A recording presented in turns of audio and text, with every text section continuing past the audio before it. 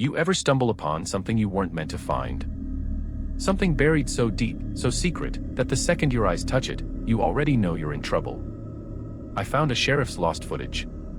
Unopened case files, hidden for years, tucked away like a sin they couldn't afford to speak out loud. And now I'm watching it. You notice it too, don't you? That creeping dread, the feeling that someone or something is watching, just beyond the frame. It started last month.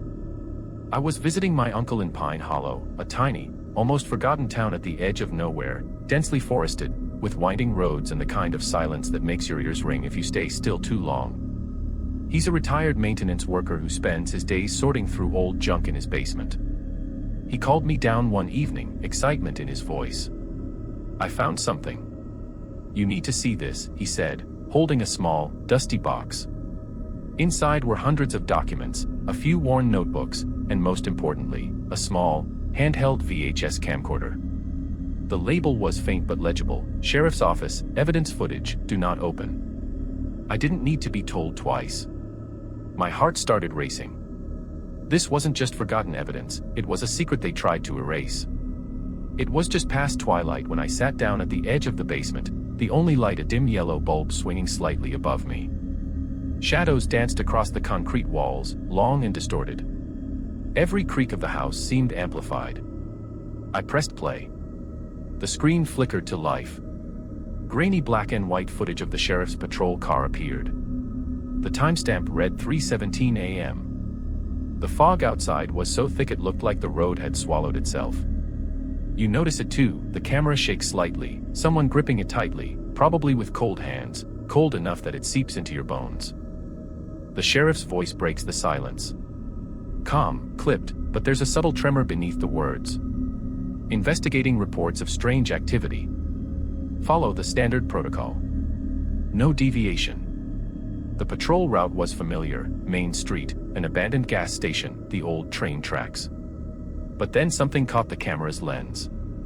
A shadow, darker than the night itself, moving against the fog. Not a car, not a person. Something unnatural.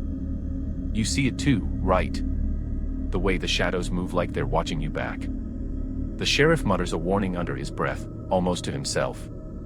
If anyone sees this, if it's leaked, they'll know. By the next morning, I started going through the files. Every page was meticulously numbered, each entry more chilling than the last.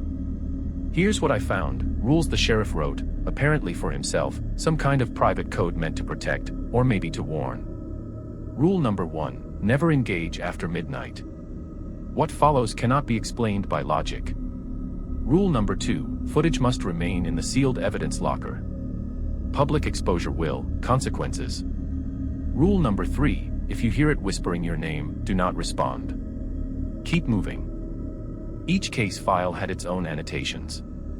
Strange symbols in the margins, cryptic phrases like, the fog remembers, and, they know before you do. And there's something wrong about the handwriting, like it shifts when you look away. One log described a missing hiker. The sheriff followed standard procedure. Cameras placed along the trail. All empty. Then a single frame shows it, a pair of eyes, too big, glowing faintly. The timestamp reads 3:14 a.m. You notice it too, the way the footage seems to skip, like it doesn't want to be seen. 2 nights later, I decided to follow the same route shown in the footage. Only this time, I brought my own camera. You ever get the feeling you're walking straight into a memory? Like you're repeating someone else's steps with the same mistakes. The road was silent. Fog curling around the trees, thick enough to taste. My flashlight barely penetrated it. Every step felt heavier. And then I heard it. A voice. Not human. Not anything I'd ever heard. Whispering. My name. Soft, mocking, insistent. I froze. My camera shook in my hands. The wind, or something else, carried a low thrum, a vibration under the skin. The same vibration I saw in the sheriff's footage. Then movement. Shadows stretching unnaturally along the trees. One of them looked back. Eyes glowing faintly, just like in the frame. You feel it too, don't you? That cold clutch on your chest. Like the air itself is pressing down, warning you not to breathe too loud. By the time I reached my car, the shadows had vanished. But not the sound. Whispering followed me all the way back, all the way home. Back in my basement, I watched the sheriff's lost footage again. Each frame now seemed alive. Eyes in the dark corners, watching, waiting. The case files still open. And now I know why they never wanted anyone to see them. Because some things you can't unsee. I left one file open on the table.